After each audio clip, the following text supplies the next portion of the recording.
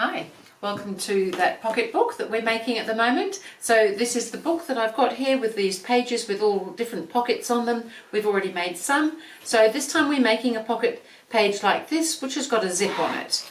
So it's not as hard as it might look. If you're a little bit unsure about putting zips in, let me show you how to do it. It's really not so bad. So there's another sample I've got up here. And the fun thing about this is you can put a whole different colour inside so that you get just a nice little surprise when you open that pocket. So I've gone ahead, if you're already receiving the pattern from GourmetQuilter.com for that pocket book, you will have a page that looks something like this for this page. It's got all the cutting measurements that you need, what you need to do to make this page. So I've gone ahead, I've cut all my pieces out. Some of them we needed to fold in half and press, so I've done that as well. This was a larger piece, I've already pressed that one. This was a larger piece, and I've already pressed that one. And this is my background or surprise piece. So I've got my zipper here. Now the zipper is also way too long. You may be wondering why it needs to be so long. It doesn't actually need to be so long. However, it's just easier to work with something longer than shorter and a little bit tight, because we will be trimming it to size. So I'll show you how I go about doing it. So initially it's not so hard just to get the first bit on, have the zipper closed. I've got this piece here that's folded, ready, so the fold goes over the zipper. Now because the zipper is plenty long enough, it doesn't really matter where it is as long as it's somewhere towards the bottom end of the zipper. And centre that over the zipper so that it's sitting out pretty much evenly either side, and then we can just go to the sewing machine and just stitch, just with a regular stitch, regular foot, regular everything. And we can just stitch along, maybe about 1/8 of an inch in on the fabric. And so when you're going over a zipper like this, you just want to take it slowly through the teeth. Most of the teeth will kind of move aside with the needle going through, so it won't do any harm, but just take it slowly all the same. And then so go that way, and you can either reverse up or you could turn it around and come back over it again. This just gives extra strength to the stitching, because this is now the end of your zipper. We're going to be chopping off the metal end that's usually on a zipper because we don't need it, we don't even want it. So we can trim it off in a minute. I just wanted to get the other half on first. So what we're needing to do is keep the measurement overall the same length as the width of our page. So we can use our page as a guide, or you can use a measuring ruler or your cutting mat or whatever it is, something. However, before we get too excited, we have to bring in the zipper pull. So that then makes it a little bit more complicated, because suddenly these pieces are not wanting to keep themselves together. Uncooperative they are. But we just need to pull them together again and position your other piece on top there. Now if it would make you feel more comfortable, what we could do is just do an extra line of stitching at the moment, just to keep those pieces beyond where we want to be, and with the zipper still not joined but sitting together. Just go over that, and then maybe that's a good time to reverse again, just slowly, just to hold that, because we're going to be taking that away, cutting that away, but we just want it kept together so that we can put our end on. So that's there, there's plenty of room to fit the end in.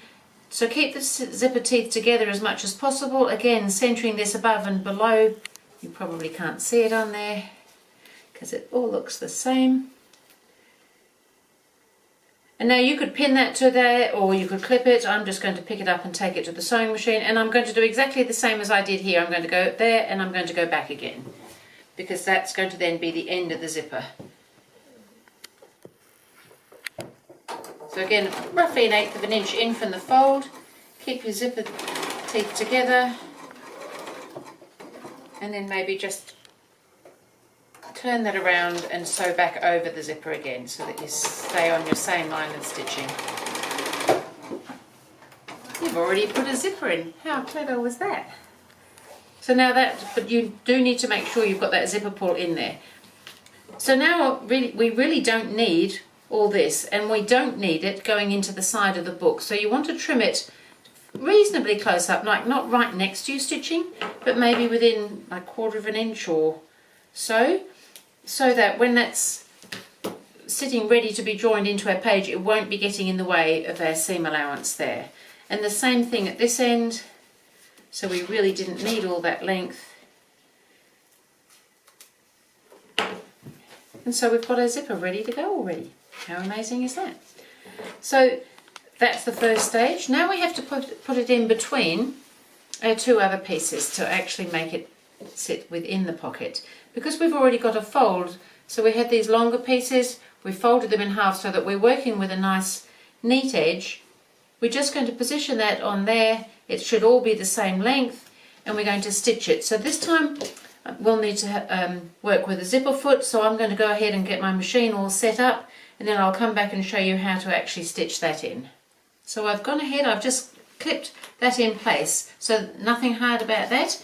Most zippers have a little bit of a line in their sort of making, which is about 1/8 of an inch away from the zipper teeth. So it's more or less that line that we're going to be following.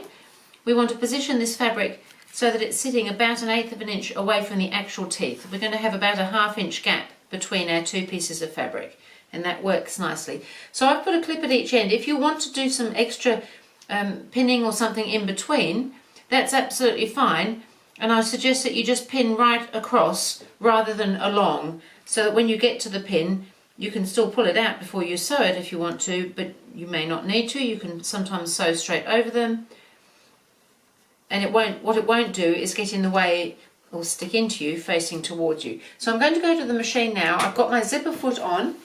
Now with this particular machine the needle can go either way, so I brought the needle over to my left hand side so that when it sews it doesn't hit the foot for a start, and also it's going to sew just where I want it to sew.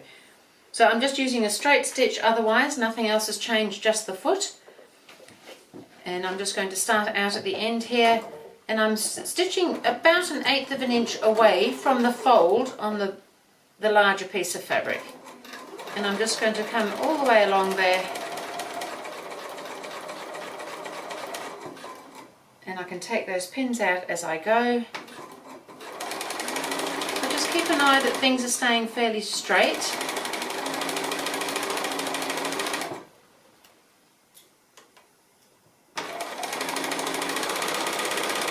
This is a great way to put the zippers into little pockets where you can put an end on, like we have done for this one, to sit in the end. It doesn't work for everything, but it works well for this sort of thing.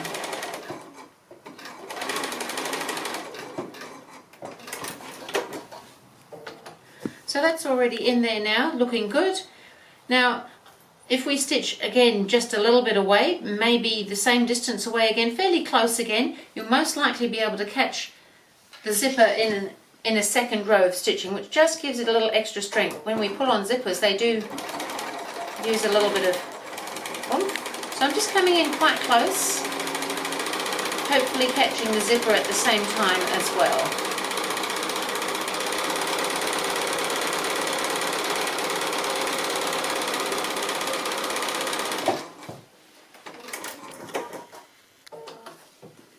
So that's looking pretty good, and it has just caught that zipper in as well, so that's looking nice and strong now.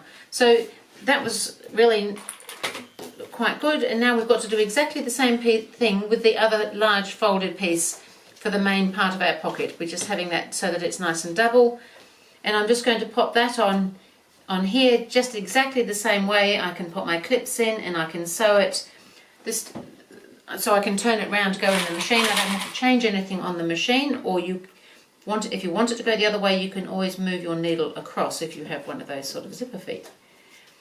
And this one goes on here. If it seems to be pulling just a little bit, I wouldn't worry too much, because when we press it, it will all sit very nicely, because everything is just made to sit there.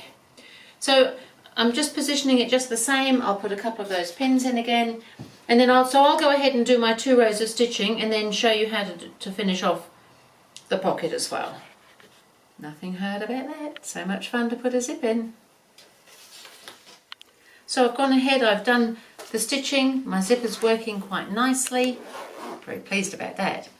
It's all sitting quite tidy on the inside, so I think I can go ahead now and just attach that just with my basting stitch, something to hold it together all the way around the edges to the background piece, ready to go together into a page, just like I have on my other sample that's here.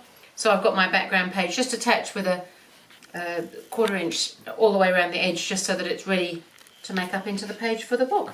So that was how to put a zip in for that pocket. Thank you, and I will see you again for the next page.